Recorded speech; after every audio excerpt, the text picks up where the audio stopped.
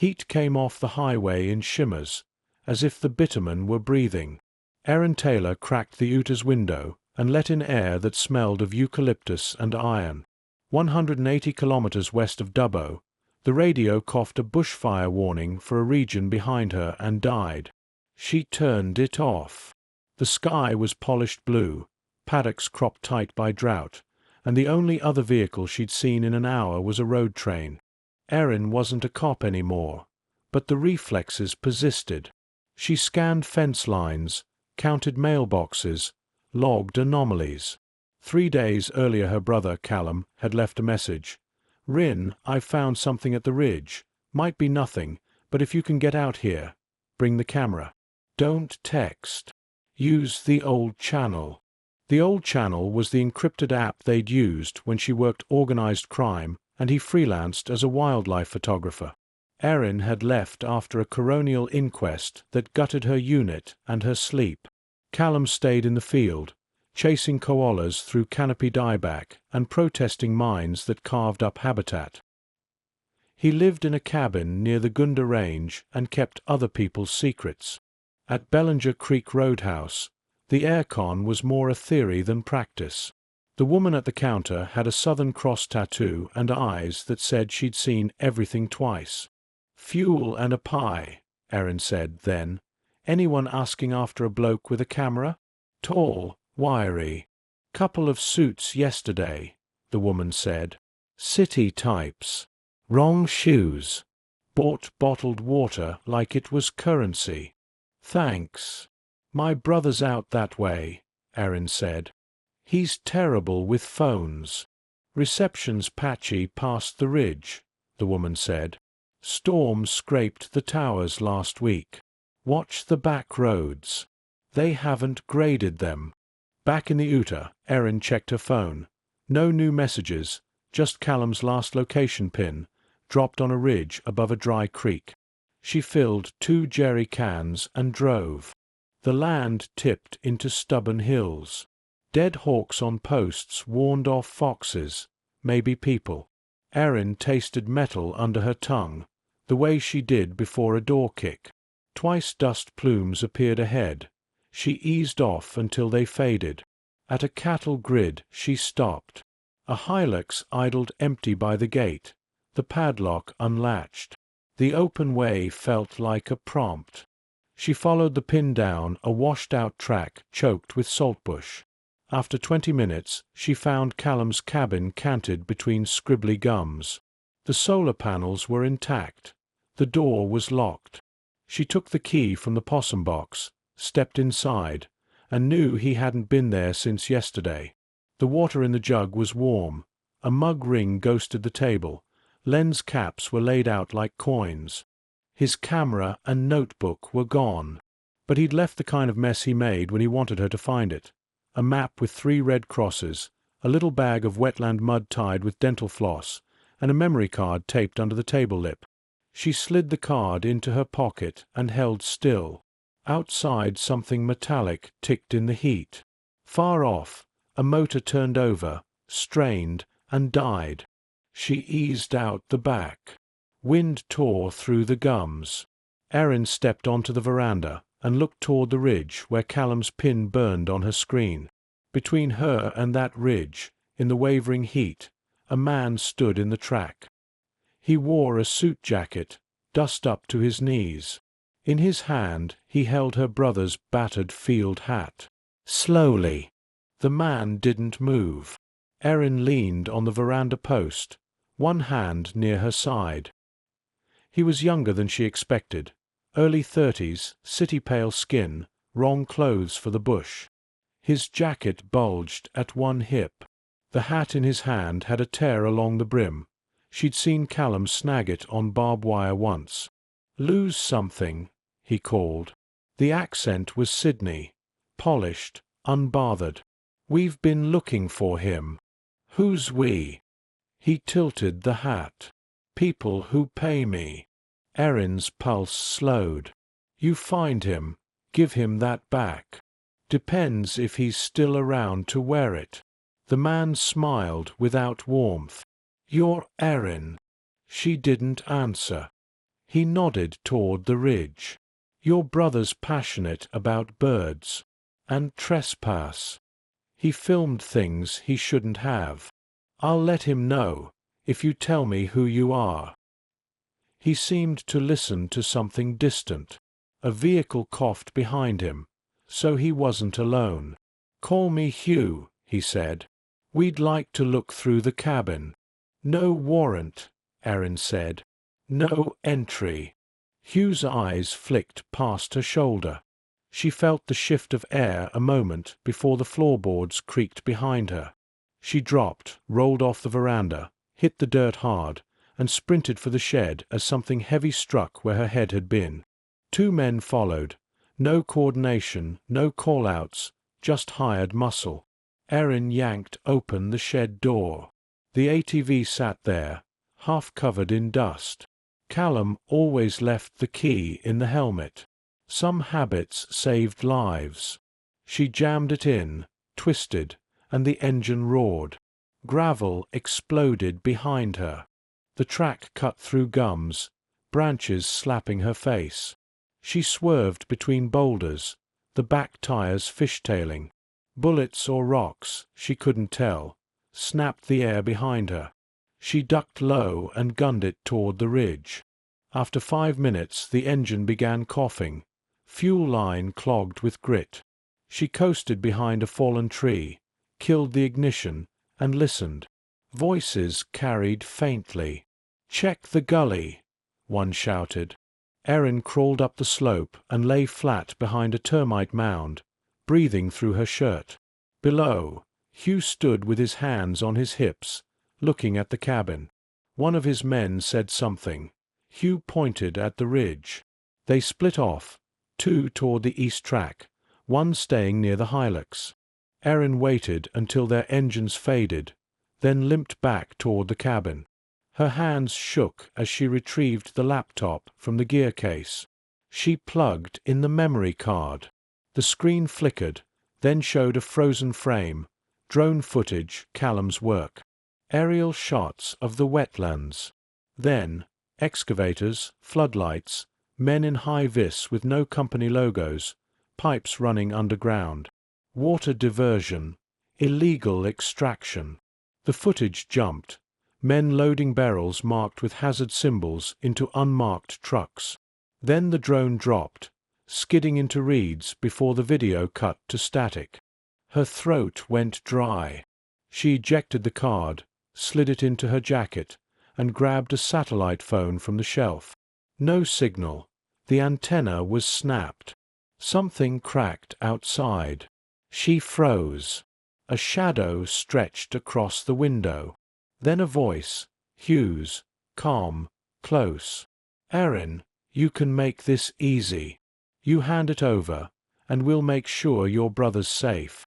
Her heart hit the back of her throat. "You already have him, don't you?" Silence. Then, faintly, "He had a head start.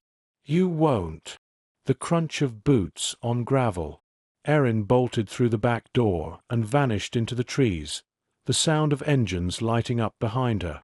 By dusk, the bush turned gold and black. Erin moved with the heat still in her bones, keeping low beneath the ironbarks. Her boots were torn, throat raw from dust.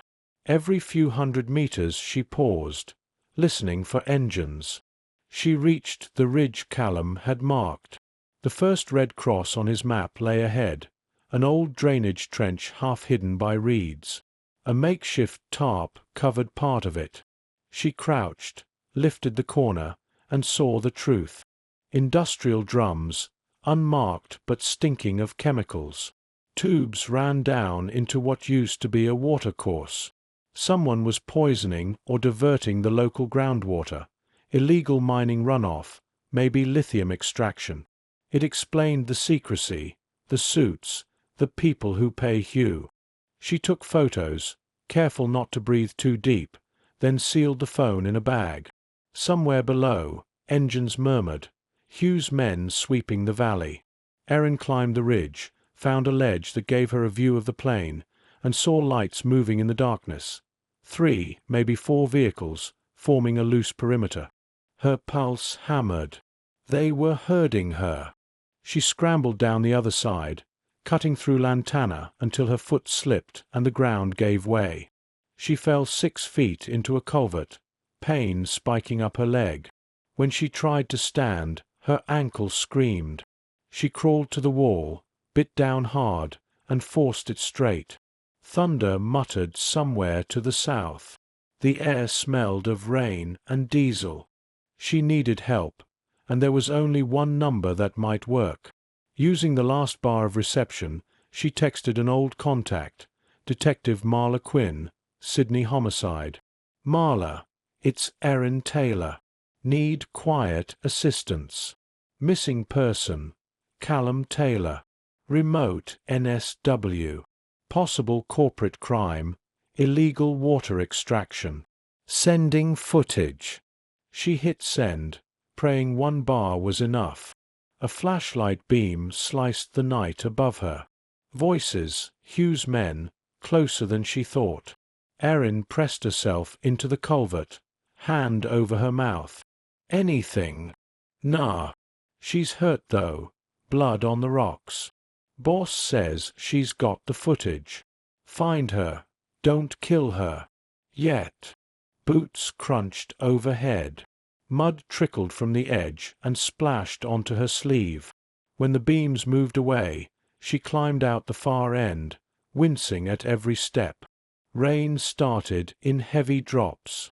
She found shelter under a rock shelf, wrapping herself in a torn tarp. The memory card burned against her ribs. She thought of Callum, of the way he'd laughed through danger, always trusting she'd have his back.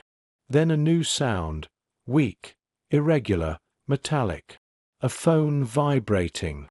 She followed it to a crevice where a body lay half buried in silt. Her stomach dropped. It was Callum's pack, his camera crushed beneath it. The phone screen glowed faintly, cracked but alive. A text blinked unread. They found the pipes. Going deeper. If I don't come back, trust no one from the company. Tell Erin. Her chest tightened. She took the phone, pocketed the memory card again, and whispered, "I'm here, Cal. I'll finish it." The rain came harder, masking her steps as she limped toward the second Red Cross. By dawn, the storm had scrubbed the sky clean.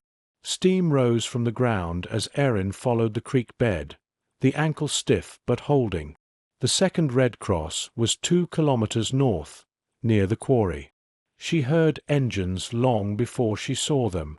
2 trucks idled by a chain-link gate, men loading crates onto pallets. Erin crept closer through the scrub.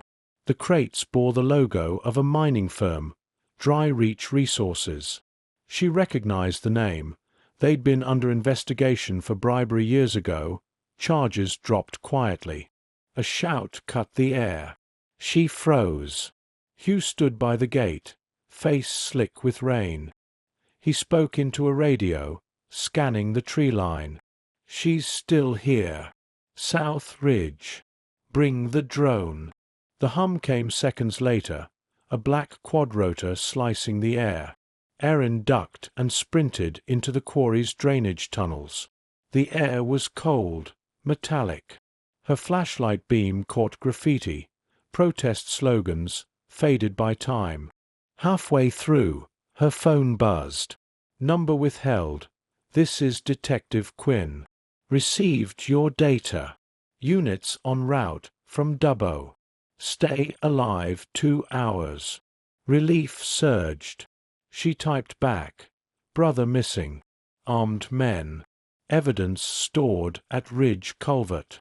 The message barely sent before footsteps echoed behind her. "End of the line, Erin," Hugh's voice called, soft but certain. She turned off the light. The tunnel swallowed sound. He kept talking as he walked. "You could have sold that footage. Early retirement. But no. Cop instincts." Erin crouched by a side vent, slipped out into daylight, and ran along the quarry rim. Shots cracked.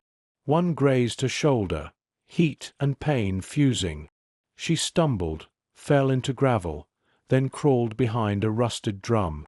Hugh approached, calm as a man walking to his car. "Where is it?" he asked. She pressed the memory card into a crack in the rock and said, "Gone." He sighed. "You shouldn't have come alone." "Neither should you." Sirens wailed in the distance, thin at first, growing louder. Hugh's expression changed, a brief flicker of surprise before he bolted for the trucks. She tried to stand, but her vision tunneled. Police vehicles tore through the gate. Men in uniform spilled out, shouting commands. One officer dragged her up, pressing gauze to her shoulder. "Stay with us, Taylor." She pointed weakly toward the ridge. Pipes. Water theft. Evidence. They moved fast. 2 officers pursued Hugh's convoy, others toward the culvert. Rain started again, soft and clean. Hours later, bandaged and wrapped in a blanket, Erin sat in the back of an ambulance as Detective Quinn crouched beside her. "We found your brother," Quinn said quietly. "He's alive. Broken arm, mild hypothermia. He hid in a sinkhole overnight." Erin closed her eyes, relief and exhaustion washing through her. "He filmed enough." "More than enough," Quinn said. "Dry Reach execs are already lawyered up. You did good." Erin looked toward the ridge. Morning light spilled over the wet gum leaves, turning the world silver. She thought of the map, the crosses, the cost of finding truth in a place that buried it deep. "Tell Callum," she said, "next time he leaves me a message, make it a holiday." Quinn smiled faintly. "Something tells me you wouldn't go." The storm eased to a whisper, the horizon burning clean.